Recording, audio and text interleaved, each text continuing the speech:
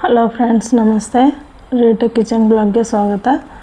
ಇವತ್ತು ದೋಸೆ ಜೊತೆ ಡಿಫ್ರೆಂಟ್ ಆಗಿರೋ ಒಂಥರ ಬೇರೆ ಥರ ಆಲೂಗಡ್ಡೆ ಪಲ್ಯ ಮಾಡ್ಕೊಳ್ಳೋಣ.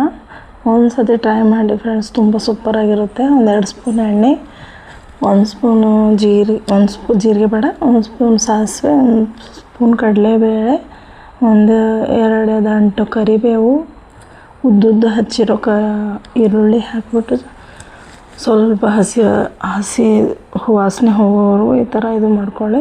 ನೋಡಿ, ಇಷ್ಟಾದರೆ ಸಾಕು. ಆಮೇಲೆ 2 ಟೊಮೊಟೊಕ್ಕೆ ಒಂದು ಸ್ವಲ್ಪ ಉಪ್ಪು, ಒಂದು ಸ್ವಲ್ಪ ಅರಿಶಿನ ಹಾಕಿಬಿಟ್ಟು ಮುಚ್ಚಿಡೋಣ. ಸ್ವಲ್ಪ ಟೊಮೊಟೊ ಕರಗೋವರೆಗೂ ಮುಚ್ಚಿಡೋಣ. ಇಲ್ಲಿ ಟೊಮೊಟೊ ಕರಗೋ ಅಷ್ಟರಲ್ಲಿ ನಾವು ಆಲೂಗಡ್ಡೆ ಸಿಪ್ಪೆ ತೆಕ್ಕೊಳ್ಳೋಣ. ಅಲ್ಲಿ ಆಲೂಗಡ್ಡೆ ಸಿಪ್ಪೆ ತೆಕ್ಕೊಂಡು ನೋಡಿ, ಇದು ಸ್ವಲ್ಪ ಟೊಮೊಟೊ ಮ್ಯಾಶ್ ಆಗಿದೆ. 1 ಸ್ಪೂನ್ ಮಾತ್ರ ಅಚ್ಚ ಖಾರದ ಪುಡಿ ಹಾಕ್ಕೊಂಡಿದ್ದೀನಿ. ಹಾಕ್ಕೊಂಡು ಇನ್ನೊಂದು ಸ್ವಲ್ಪ ಮುಚ್ಚಿಟ್ಬಿಟ್ಟು ಆಲೂಗಡ್ಡೆ ಮ್ಯಾಶ್ ಮಾಡ್ಕೊಳ್ಳೋಣ. ಇಲ್ಲಿ ಅದು ಖಾರ ಒಂದು ಸ್ವಲ್ಪ ಇದಾಗೋವರೆಗೂ ಆಲೂಗಡ್ಡೆ ಇದು ಮಾಡಿಕೊಂಡೆ ಆಮೇಲೆ ಮಿಕ್ಸ್ ಮಾಡೋಣ.